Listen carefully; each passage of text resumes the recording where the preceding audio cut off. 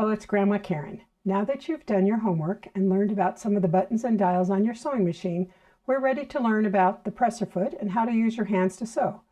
We will practice sewing on paper in our next lesson.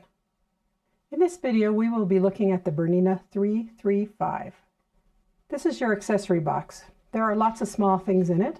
Today we will look at the presser feet. Be careful to always put things back in the box. They're easily lost and they're expensive to replace. Your machine came with about 6 different presser feet. There's one for putting in zippers, one for making buttonholes, and other special sewing tasks. Today we will look at the all-purpose foot. It is also called the zigzag foot. Your guidebook calls it the reverse pattern foot.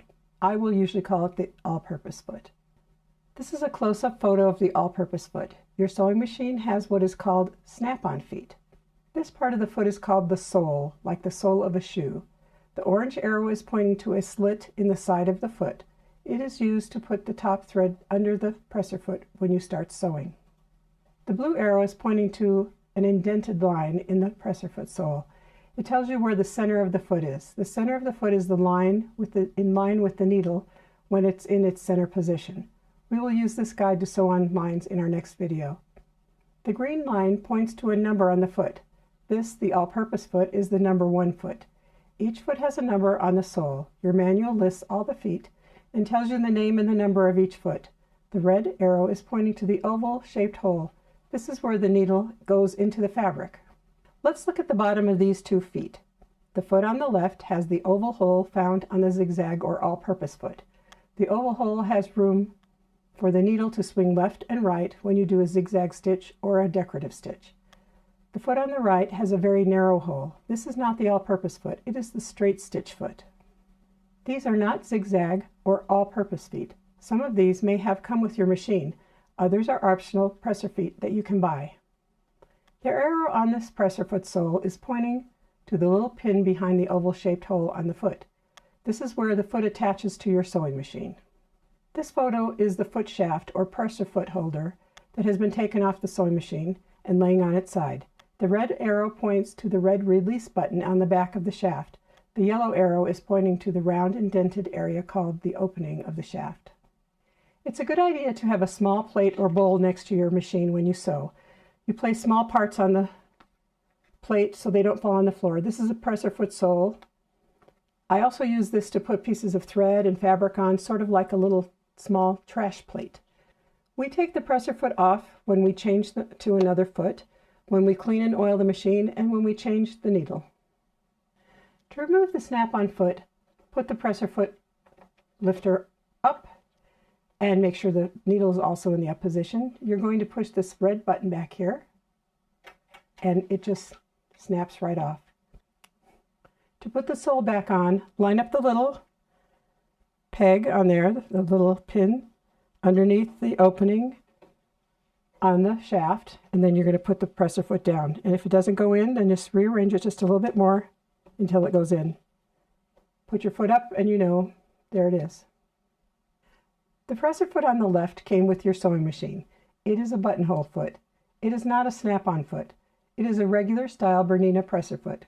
The foot next to it is a foot that did not come with your machine. You may have some extra feet, or you may buy some at a later time. Notice the foot number is on the shaft written in red numbers. This is different from the snap-on feet. I will explain how to put these presser feet on your machine. This is a close-up of the regular presser foot, not the snap-on foot. The presser foot shaft also looks like this at the top and attaches the same way. Here are some close-up photos at the top of the presser foot. There is a cone-shaped hole.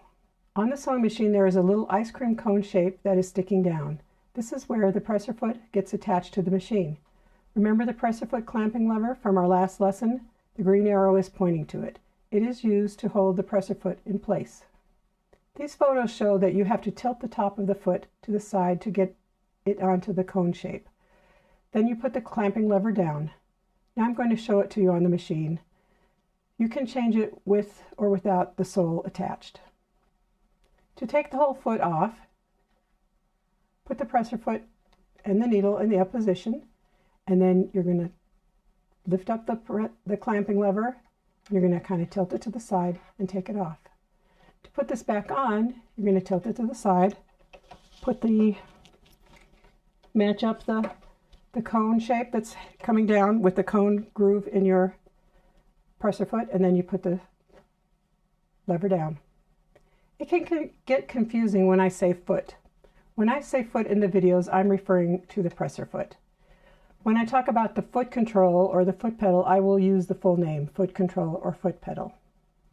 Now that you understand the presser feet, you're almost ready for our next lesson where we start to sew. First, we need to talk about something you will use all the time, and that's your hands. Each of your hands has a job when they're sewing. It doesn't matter if you're left-handed or right-handed, each one has its own job. Your left hand is the steering hand. When you steer a car, you steer gently and just a little bit at a time. We don't jerk the wheel to make corrections. We make small, gentle changes in our steering. As you sew, you will do the same thing. You will steer or guide the fabric so you can sew on a line or sew with the edge of the fabric along a line. It's important to be accurate. When you steer, you use your left hand and will steer gently and move or steer the fabric a little bit to make corrections. Your right hand is the straightening hand. One thing the right hand does is take out pins, even if you're left-handed. The right hand or straightening hand prevents the fabric from folding and puckering on the bottom of the seam.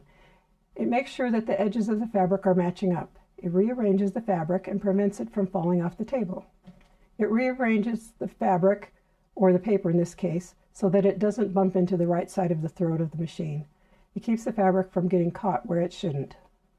Understanding what your straightening hand, the right hand, does may seem confusing for you now. You don't need to remember all of this. You will gradually learn what your hands do as we learn to sew the machine, and I will remind you as we learn, and your mentor will also remind you. Just remember, your left hand steers or guides, and your right hand straightens and removes pins. We will talk about and practice this in our next video. You've heard me describe a lot of things today, but your homework is not very hard. For the homework, you need to show your teacher, parent, or mentor that you understand and could do the following things. You can pause the video to do this or take a photo. For your homework, 1. Find the all-purpose foot sole. 2. Snap the presser foot sole off the shaft. 3. Put the presser foot sole back on. 4. Take the whole presser foot off and back on using the clamping lever. 5. Tell your mentor what your left hand does while you're sewing at the sewing machine. 6. Tell your mentor what your right hand does while you're sewing at the sewing machine. I'm excited because in our next lesson, we will get to practice all that we've learned so far. You're going to sew on paper with no thread. We will also talk about sewing fast and slow, and you will practice using your steering hand and your straightening hand. See you next time. And here's a note for the mentor. For the next lesson, you will need to set up the sewing machine on the table with the chair that you and your student found to be the best place. Have the sewing machine unthreaded, no thread in bobbin, no thread on top. Print out the 3 practice sheets or look at them and draw your own. They are listed under the link to video 4.